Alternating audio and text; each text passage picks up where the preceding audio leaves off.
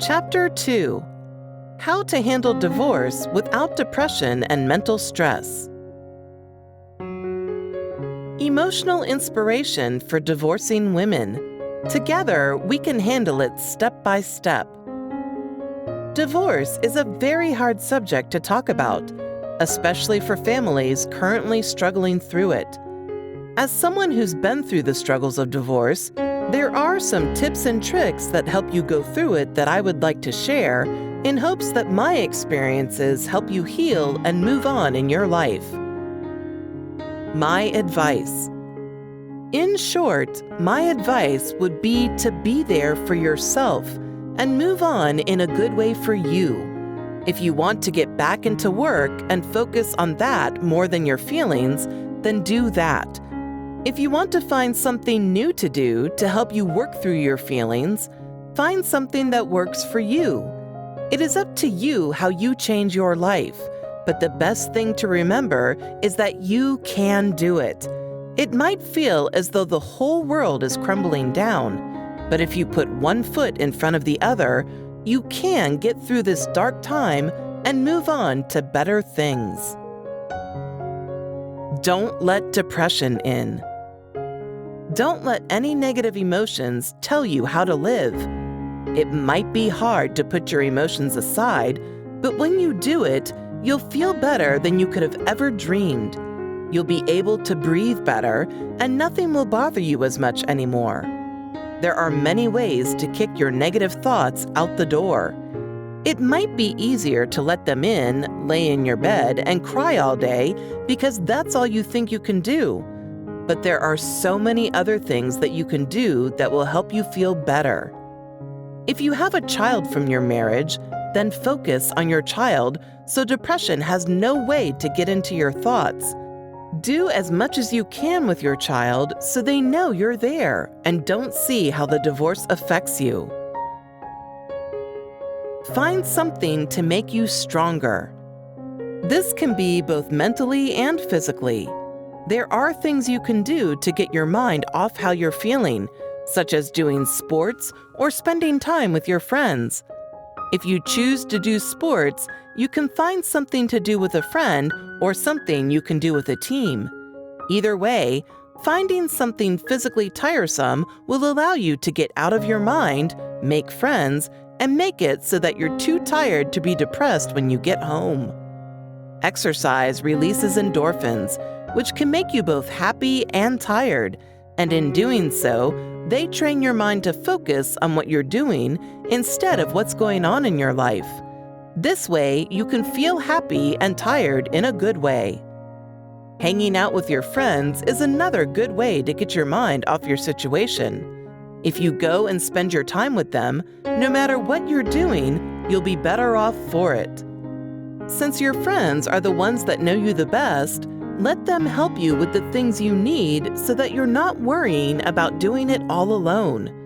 Your friends are there to help you with everything, so let them in. There is no reason you should be going through all of this independently. Sometimes your friends can help you by taking your child or children so that you have a chance to clean, have time to yourself, or even to sleep a little more. Having kids and healing can take a huge toll on your mental health, so having friends willing to help you with the things you need is vital in your healing process. Cherish the friends that are willing to help you. They're the best help you can get. Thank them for the help they offer you day in and day out. Develop your career. If you don't want to partake in sports or have friends who are there for you as you need them to be, you can focus your mind on your work. If you have a job where you can advance, focus your mind on that. Get the promotion you've been thinking about. Set your mind on a new job opportunity or even change your career. Anything is possible when you put your mind to it. Think about using this newfound freedom to change your career. Trying something new to see if you like it could be a good thing to help you get your mind off the things going on in your life. Some associate their job with their past life, so changing can be a good thing to battle their depression off and move on to better things. Remember, if you want to make a change, the only thing stopping you is you. Stay friends with your ex. I know what you're going to say. Why would you stay friends with someone who broke your heart? Well, the answer is simple. If you have a child together, you should stay friends to make your lives easier. If you share custody of your child, you should do what you can to ensure that you're on the same page as your ex for things to do with your child. You'll be able to organize your child's life better if you have a good relationship with their father. On the same note, if you don't want to remain friends with your ex, then for the sake of your children, try and remain polite when they're around. Doing this will make it easier for your child. You don't want to let them see that you're fighting and not getting along. If they see that you're getting along, especially for them, they'll be grateful to you for that, and it will be easier for all of you as a family. Each of these things can help you see that moving on is good, and there are things you can do to help you move on. You're as powerful as you want to be, so if you want to change everything and get a truly fresh start, then all the power to you. It's your life. Live it how you want to, and make sure to keep your head up while you do. You've got this. Another perspective. Gaining another perspective on the things that are going on in your life can ensure that you're seeing things for how they are rather than only seeing the things that are a problem for you. Think of it this way. Now that you're free, there's nothing you can't do. Now that there's no one holding you back, you can do whatever you want to do and then some. It's your life to live. Live it how you want to. Now you're free.